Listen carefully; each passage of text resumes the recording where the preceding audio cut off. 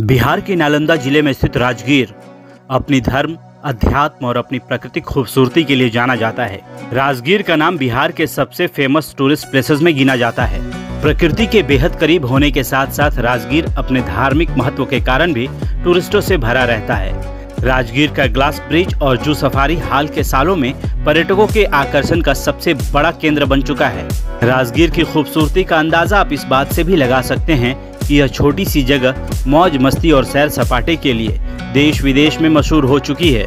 ऐसे में अगर आप भी राजगीर जाने की प्लानिंग कर रहे हैं तो आज हम आपको राजगीर के 7 सबसे पॉपुलर टूरिस्ट प्लेसेस की जानकारी देने जा रहे हैं। तो दोस्तों, अगर आप राजगीर जाने का प्लान बना रहे हैं तो यात्रीगण कृपया ध्यान दीजिएगा। पिछले कुछ सालों में राजगीर का ग्लास ब्रिज टूरिस्ट के बीच आकर्षण का सबसे बड़ा केंद्र बना है। यह भारत का दूसरा स्काई वॉक ब्रिज है।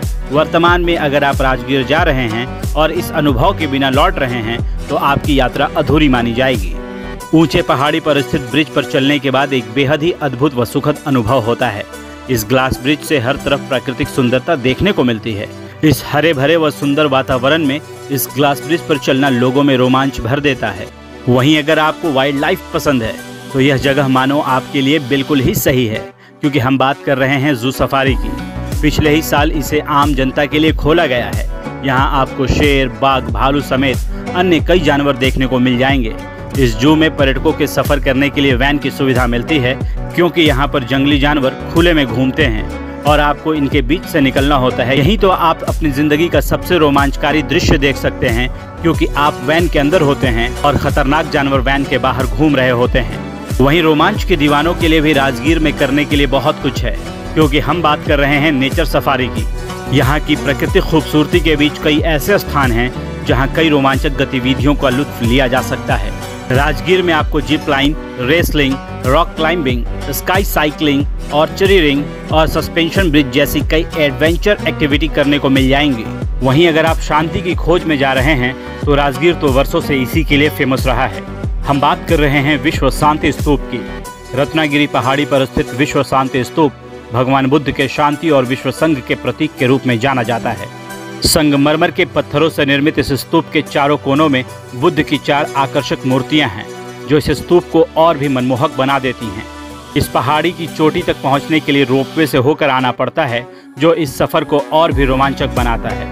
इस स्थान की खूबसूरती और प्राकृतिक सुंदरता इस जगह को बेहद खूबसूरत बनाती हैं। इसकी ऊंचाई से आपको पूरा राजगीर का खूबसूरत दृश्य देखने को मिल जाता है। वहीं अगर आपको देवी देवताओं वाले कुंड में नहाना है तो इसके लिए भी आपको राजगीर आना ही पड़ेगा। राजगीर में देवताओं और नदियों के नाम पर 22 कुंड और 52 धाराएं हैं। इन कुंड का पानी सामान्यतः गर्म रहता है।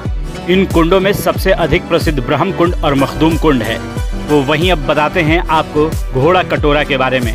राजगीर में स्थित घोड़ा कटोरा झील को बिहार के सबसे खूबसूरत झीलों में गिना जाता है।